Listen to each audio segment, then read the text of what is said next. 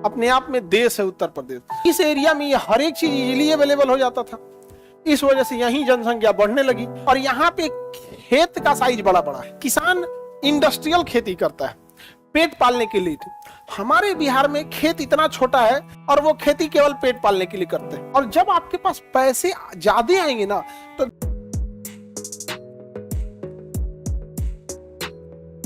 ये एरिया में क्या हो गया, गोरखपुर। अभी गोरखपुर, देवरिया, कुशीनगर के आसपास एक नया जिला बनाया जा रहा है, उसका परिसीमन चल रहा है। यहाँ एक नया जिला बनेगा। 75 को तो ये वो 76 बना देगा जिला उत्तर प्रदेश में। अपने आप में देश है उत्तर प्रदेश। तो उत्तर प्रदेश को अगर हम फिजिकली देखें, ये तो नक्शा में समझ में आ गया ना, किसी को दिक्कत? बीचों बीच में देखिए लखनऊ और कानपुर, ये तो हम पहले ही पढ़ा दिए हैं। कानपुर और लखनऊ। अयोध्या देख लिए थे, अयोध्या तो देख ही लिए।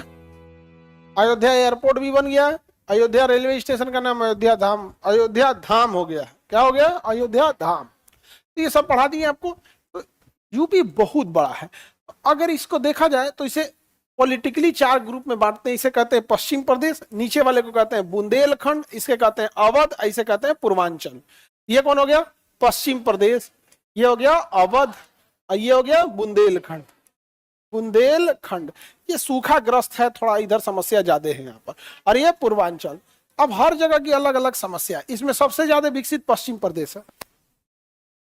पश्चिम प्रदेश विकसित होने के रीजन है, एक दिल्ली से सटा होने की वजह हैविली इंडस्ट्रियलाइज है और यहाँ पे खेत का साइज बड़ा बड़ा है। खेत का साइज बड़ा होने से ना किसान इंडस्ट्रियल खेती करता है पेट पालने के लिए। हमारे बिहार में खेत इतना छोटा है, आप सब के सब ज्यादातर 90% आप में विद्यार्थी किसान फैमिली से आते हैं और वो खेती केवल पेट पालने के लिए करते हैं। क्या भैया तो काम हो, गेहूं कटेगा बेचाएगा तो कुछ पैसा आएगा। किसी का 4 बीघा 5 बीघा, मतलब ज्यादातर का खेत 10 बीघा के अंदर है। आप में ज्यादातर लोगों का खेत कितना है? 10 बीघा के अंदर। इसमें से 10 बीघा से ज्यादा वाले खेत वाले हाथ उठाओ तो इनका 10 बीघा से जाते हैं। देखो 2% भी नहीं है। 2% भी है नहीं है। आप समझ में आएगी नहीं? अब 10 बीघा से कम खेती है तो उसमें कितना ही कर लीजिएगा खेती में? 10 बीघा से कम खेती में कितना ही क्या खेती कर लीजिएगा? नहीं कर पाएंगे। और यहाँ खेत देखिएगा ना, किसी के 500 बीघा, 800 बीघा, 1200 बीघा, ऐसे ऐसे खेत मिलेगा यहाँ पे इस एरिया में। तो बड़े बड़े आकार का साइज है, इससे उत्पादन क्षमता बढ़ती है। और जब आपके पास पैसे ज्यादा आएंगे ना तो देखिए, अगर किसी के 500 बीघा खेत है तो क्या आपको लगता है कि दूसरे का ट्रैक्टर बुलाएगा? वो अपना किसी का 2 बीघा खेत है तो अपन ट्रैक्टर रखेगा वो? काहे लिए अपन ट्रैक्टर रखेगा? तो उनके पास मशीनरी ज्यादा है, भंडारण क्षमता ज्यादा है। अब आप बताइए, आपके पास 5 बीघा खेत है तो आपका अपन गोदाम रखिएगा?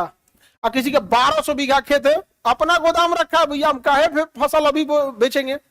हमारा गोदाम है, नहीं सड़ेगा उसमें, जाओ ना। और जब समय आएगा तो बेचेंगे, उस हिसाब से उतना पैसा उतना मुनाफा लेंगे तब बेचेंगे। आप समझ में आ रहा है कि नहीं आ रहा? किसी को दिक्कत? आगे बढ़े। इस एरिया में ज्यादा डेवलपमेंट, इसके बाद डेवलपमेंट अवध में है, लखनऊ है, कानपुर है। सबसे कम डेवलपमेंट बुंदेलखंड में। यहाँ पे चंबल की डकैती या बागी ये सब बड़ी ज्यादा होते थे यहाँ पर। पूर्वांचल बिहार से सट के है, आप इसे बिहार ही समझिए, वहां आधा बिहार है। समझ में आ गया कि नहीं आ गया? इधर से इधर शादी ब्याह खूब होता है, इधर का भी शादी ब्याह इधर भी होता है खूब। अब देखिएगा ना, ये इधर के शादी ब्याह एकदम कॉमन रिलेशन लगेगा यहाँ पर। तो ये एकदम बिहार ही समझिए। यहाँ भी वही समस्या, इंडस्ट्री है नहीं, खेत का साइज छोटा है, ये इसे बिहार ही समझ जाएंगे यहाँ पे इंडस्ट्रियलाइजेशन के नाम पे। यहाँ पे बनारस ठीक ठाक है इधर, और एक गोरखपुर ठीक है, कुछ कुछ शहर है, आजमगढ़ है, ये सब टाइप के कुछ कुछ शहर आपको यहाँ मिलेंगे यहाँ पर। बाकी उतना डेवलपमेंट इस एरिया में पश्चिम प्रदेश के तुलना में नहीं है। और पश्चिम प्रदेश में पूरा का पूरा हैविली डेवलपमेंट है। वहां पर खेत की साइज भी क्या है, बड़े हैं। तो हमारे बिहार में है खेत का साइज बड़ा, छोटा होने की वजह से विवाद भी ज्यादा है और छोटा होने की वजह से रेट भी ज्यादा है। बिहार का आदमी एगो तो पैसा कम कमाता है और उसका कमाएगा ना तो खेत खरीदने में चल जाएगा, कमाएगा जमीन खरीदने में बिलवा देगा, या घर बनाने में, या दहेज देने में। बिहार के आदमी का पैसा जा कहाँ रहा है? इसे सब चीज में तो जा रहा है, दिखावा में तो बहुत है। ईएमआई पे बोलेरो लेके घर गांव भर घुमाएगा। बिहार का आदमी बिहार के बाहर जाके ईमानदारी से काम करता है। अब बिहार में रह के रंगदारी बतियाएगा। हम अरे दादा दादा, हमारे जात में कोई आदमी ऐसा काम ना किया होगा, जाके गुजरात में लोहा पीट रहा है, यहाँ आके हरिश्चंद्र का नाती बनेगा अपने आप को। ऐसा लगेगा ना जैसे अशोक सम्राट इसका फूफा था। पता नहीं क्या हो गया है ना, बहसबाजी से क्या मिलता है।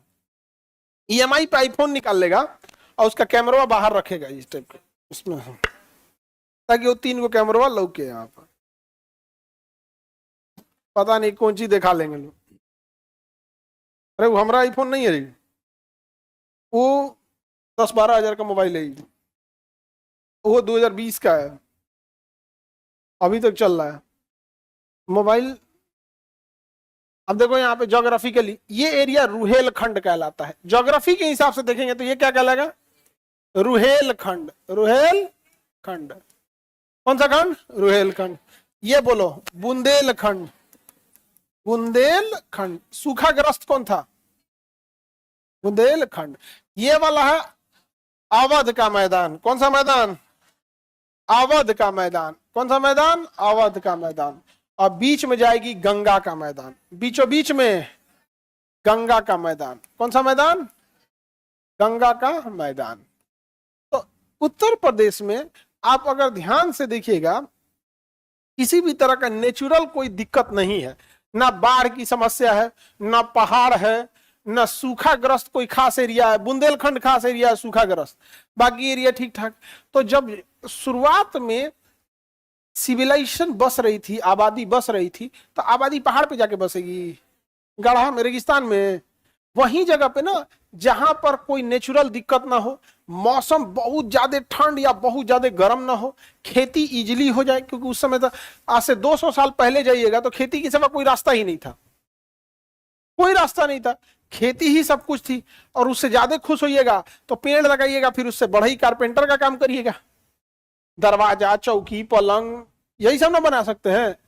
यही था, नहीं तो लोहार का काम होता था यहाँ पे। तो इस एरिया में ये हर एक चीज इजीली अवेलेबल हो जाता था।